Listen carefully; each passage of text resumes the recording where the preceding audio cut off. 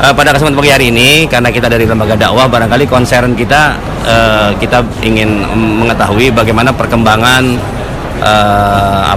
dakwah Islam ya di Belanda, dan dahulu S2-nya di Belgia, jadi paling tidak di dua negara. Dan saya pernah dengar dahulu pernah ceramah juga di Italia ya, di Roma ya.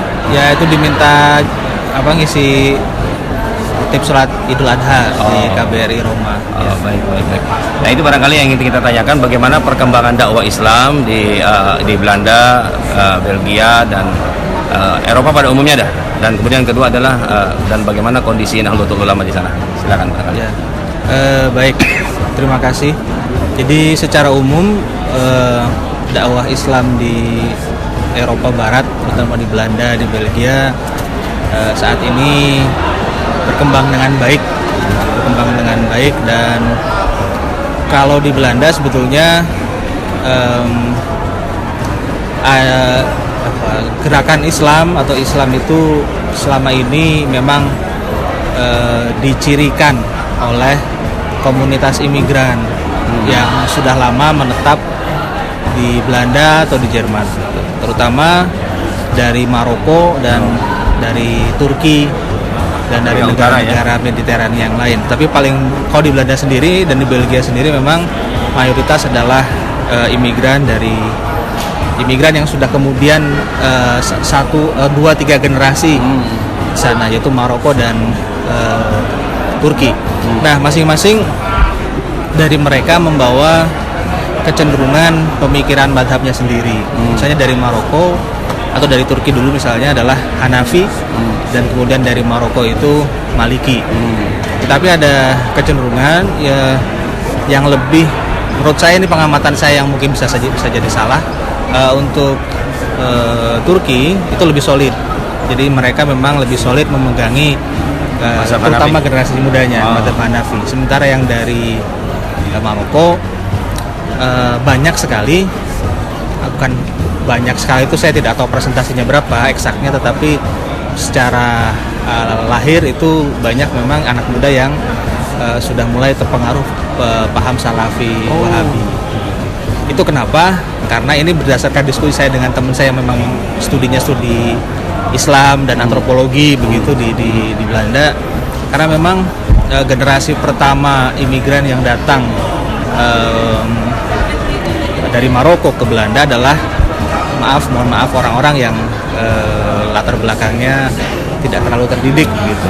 Jadi mereka datang hanya untuk mencari uang, mencari penghidupan yang lebih baik, tidak berpikir persoalan agama.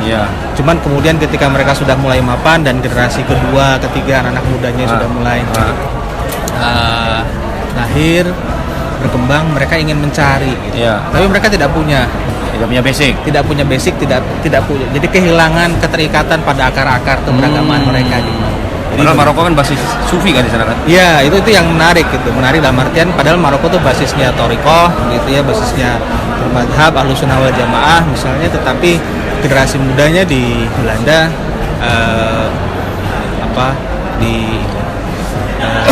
malah meninggalkan. Dan secara umum sebetulnya kalau secara bicara Islam di Belanda, karena Belanda adalah negara sekuler, negara netral agama, jadi sebenarnya tidak ada aturan yang khusus mengatur soal agama. Jadi agama sepanjang dalam ekspresi kebudayaan, ekspresi identitas lokalitas itu boleh. Jadi masjid, kemudian hari besar keagamaan itu tidak ada khusus begitu libur, tapi nanti bisa mungkin kalau mau lebaran misalnya mengajukan cuti. Gitu. Nah, tetapi karena negara netral agama, maka karena itu ekspresi kebudayaan, maka ekspresi-ekspresi keberagamaan itu bebas di ruang publik, itu bebas. Maksudnya memakai, untuk yang perempuan menutup aurat gitu ya, memakai jilbab, bahkan memakai cadar itu juga diperbolehkan di Belanda itu ya. Belanda gitu. Di Belgia juga sama. Belgia sama. Karena memang tidak ada larangan untuk menampilkan identitas. Kamu mau seperti apa sih? Jadi kalau kamu mau tidak pakai baju ya silahkan, tapi juga kamu mau berpakaian pakai sarung, ibaratnya saya mau setiap hari pakai sarung ke kampus pun tidak apa-apa sebetulnya. Nah, bahkan misalnya orang Belanda sendiri sudah mengenal begitu istilah khusus untuk hari raya Idul Fitri dan Idul Adha. Idul Fitri itu istilah mereka Suikerfest. Suiker itu sugar, gula. Fest itu festival, perayaan. Kenapa disebut Suikerfest? Karena menurut orang Belanda hari itu adalah hari orang-orang Maroko, Turki itu merayakan setelah puasa begitu, dan merayakan dengan makanan yang manis-manis, dengan gula-gula. Jadi sebutnya Suikerfest. Jadi kalau bilang, kadang begitu kita ketemu orang mau berangkat Idul Adha, ketemu orang Belanda asli, ya sudah bilang saja, oh kamu mau Suikerfest ya? Iya, mau Suikerfest. Sementara kalau Idul Adha itu Overfest. Over itu over, pengorbanan, sacrifice. Jadi itu ada begitu, istilah-istilah itu ada, dan di sana misalnya anak sekolah SD itu sangat sulit untuk izin. Tapi kalau di Suikerfest atau di Overfest mereka bisa izin tidak masuk, tapi tanda tangan orang tua. Jadi sebetulnya ada ruang ya, ada ruang untuk mengekspresikan keberagaman. Nah, kalau NU-nya sendiri gimana? Nah, sebetulnya di satu sisi ini NU menjadi sangat strategis, karena selama ini orang Belanda sendiri ketika mendengar kata Islam maka identik dengan Islam gaya Maroko itu atau Islam gaya Turki. Jadi mereka tidak kemudian pernah melihat ekspresi keberagamaan yang lain. Padahal ada satu fakta yang sebetulnya sering dilupakan oleh masyarakat Belanda sendiri, bahwa pada satu masa beberapa ratus tahun yang lalu Belanda pernah menjadi kerajaan dengan penduduk Islam terbesar di dunia. Indonesia. Yaitu ketiga Hindia Belanda atau Belanda. Indonesia Nusantara menjadi bagian dari Belanda. Dengan jumlah jamaah haji terbesar di dunia. Jadi, itu pernah diungkapkan oleh seorang profesor agama di Amsterdam gitu, bahwa kita kadang lupa gitu bahwa sebetulnya Islam itu pernah menjadi bagian Dari Belanda. integral dari Belanda. Untuk kita Belanda punya Hindia Belanda. Nah, ini saja tentu saja menjadi sesuatu yang menarik begitu, karena kami misalnya di PCNU Belanda waktu itu beberapa kali mengadakan acara mengundang orang-orang Belanda, baik itu birokrat, kemudian akademisi gitu, ataupun masyarakat umum, pemuka agama lain, itu melihat bahwa ya memang ekspresi keberagaman Indonesia itu lain. Dalam artian misalnya ya, saya secara fikih mungkin ini masih jadi persoalan, tapi misalnya tampilnya perempuan di Tempat publik publik, itu kan tidak pernah mereka lihat. Untuk komunitas Maroko dan Turki. Ya, we thought it was abandoned gitu. It was tidak forbidden begitu, totally forbidden. Tapi kita tidak begitu, biasa. Itu sesuatu yang sebetulnya salah satunya yang kemudian menjadi apa ya? Kemudian misalnya ya tadi yang disampaikan oleh Kiai Ma'ruf, bagaimana di Indonesia ada ukhuwah Islamiyah, ukhuwah wataniyah, itu sesuatu yang sangat sebetulnya strategis. Kemudian ini satu hal lagi yang barangkali ingin saya tanyakan itu, kacamata orang Belanda ketika melihat NU gitu, secara umum hari ini bagaimana sebenarnya mereka? Tidak banyak yang tahu, tidak terlalu banyak yang tahu sebenarnya. Tetapi beberapa orang yang well informed ya, well educated begitu ya, ketika mendengar NU akan kemudian mengaitkan dengan Gus Dur. Jadi terus terang bagaimanapun jasa Gus Dur sebagai duta besarnya NU itu bukan masih ya, sampai saat ini tidak bisa dielakkan, apalagi Gus Dur sendiri kan pernah tinggal di Belanda untuk beberapa bulan ya. Jadi ya ketika mendengar NU ya identik mereka akan kemudian mengasosiasikan NU dengan Gus Dur, dengan keberagamaan Gus Dur yang moderat, yang progresif gitu ya, yang kemudian merangkul semua kalangan gitu, yang multikultural, yang apalagi yang kosmopolit. Nah, itu sangat kemudian membantu citra NU di mana. Itu membuat NU sangat mudah diterima. Alhamdulillah. Oke.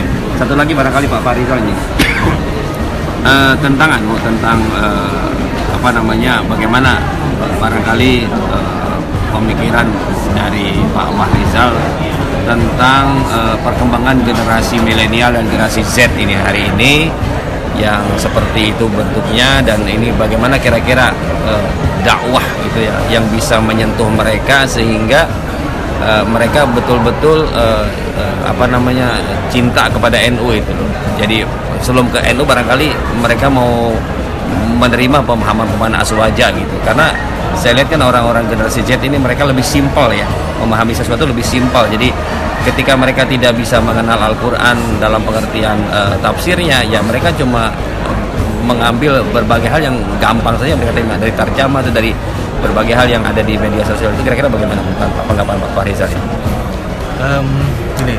Satu hal yang menurut saya harus kita pahami dengan baik, bahwa generasi Z atau generasi milenial ke bawah itu bukan berarti generasi yang tidak punya kehidupan sosial. Ya. Mereka tuh punya kehidupan sosial, tetapi dengan orang-orang, dengan lingkaran yang mereka pilih. Betul. Jadi kalau Lingkaran yang mereka pilih nih. mereka pilih, dan itu lingkaran-lingkaran kecil yang secukupnya saja. Karena kebutuhan sosial mereka sudah cukup dipenuhi oleh lingkaran kecil itu. Iya, iya. Kedua, mereka memang sukanya sesuatu yang simple, sesuatu yang kadang to the point, Ya. sesuatu yang berhubungan langsung dengan kehidupan mereka sehari-hari. Oke. Kehidupan mereka sehari-hari itu ya. Jadi ya kehidupan sehari-hari mereka itu kemudian buat saya akhirnya memberi dua ruang. Dua ruang. Yang pertama adalah fikih praktis. Ya. Oh, fikih praktis ya. Fikih praktis, kemudian tasawuf. Tasawuf. Tapi tasawuf amali ya. Tasawuf tasawuf yang amali, ya. dalam artian mengisi kekosongan spiritual. Ini belajar dari pengalaman saya ketika mengikuti forum-forum kajian keagamaan di Belanda. Kami kemana-mana kami misalnya di NU membawa kiai kami, Rois Suriah NU Belanda, Kiai Nur Hasim Subadi yang ahli fikih itu Al Azhar, untuk dakwah di mana-mana, bahkan di kalangan umum, mahasiswa Indonesia umum. Itu pertanyaan-pertanyaan mereka adalah pertanyaan-pertanyaan yang simpel-simpel. Pertanyaan-pertanyaan bagaimana kita tetap bisa beragama, berislam, menjalankan syariat Islam dengan baik dengan segala keterbatasan yang ada di Belanda. Misalnya kan ada waktu itu gimana gitu, padahal kuliah dan sebagainya. Itu pertanyaan-pertanyaan seperti itu yang maksud saya adalah berkaca dari kasus itu, ya saya yakin pertanyaan-pertanyaan kaum milenial pun akan seperti itu. Yang butuh formulasi jawaban yang